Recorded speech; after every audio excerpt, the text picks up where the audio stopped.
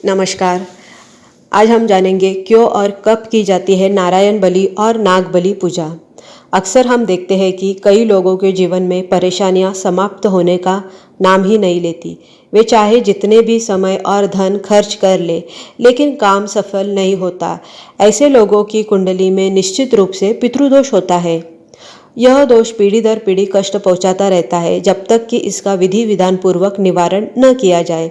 आने वाली पीढ़ियों को भी कष्ट भुगतना पड़ता है। इस दोष के निवारण के लिए कुछ विशेष दिन और समय तय है जिनमें इसका पूर्ण निवारण होता है। श्राद्ध पक्ष यही अक्सर है कि जब पितृदोष से मुक्ति पाई जा सकती है। इस दोष के निवारण के लिए शास्त्रों में नारायण बलि का विधान बताया गया है।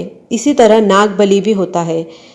नारायण बलि और नाग बलि दोनों विधियां मनुष्य की अपूर्ण इच्छाओं और कामनाओं को पूर्ण करने के लिए की जाती है, इसलिए दोनों को एक साथ किया जाता है। नारायण बलि का मुख्य उद्देश्य पितृदोष निवारण करना है और नाग बलि का उद्देश्य सर्प या नाग की हत्या के दोष का निवारण करने के लिए है। इनमें से कोई भी एक विधि करने से उद्देश्य पूर्ण नहीं होता, इसलिए दोनों को एक साथ ही संपन्न करना पड़ता है।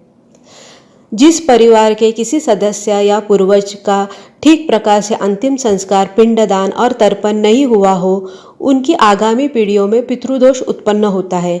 ऐसे व्यक्तियों का संपूर्ण जीवन कष्टमय रहता है जब तक कि पितरों के निमित्त नारायण बलि विधान न किया जाए।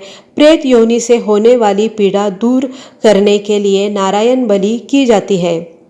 परिवार के किसी सदस्य की अकस्मात मृत्यु हुई हो, आत्महत्या, पानी में डूबने से, आग में जलने से, दुर्घटना में मृत्यु होने से ऐसे दोष उत्पन्न होते हैं। शास्त्रों में पितृदोष निवारण के लिए नारायण बलि, नाग बलि कर्म करने का विधान है। यह कर्म किस प्रकार और कौन कर सकता है, इसकी पूर्ण जानकारी होना भी जरूरी है। यह कर्म प्रत्येक वही व्यक्ति कर सकता है जो अपने पितरों का आशीर्वाद प्राप्त करना चाहता है। जिन जातकों के माता पिता जीवित है वह भी यह विधान कर सकते हैं।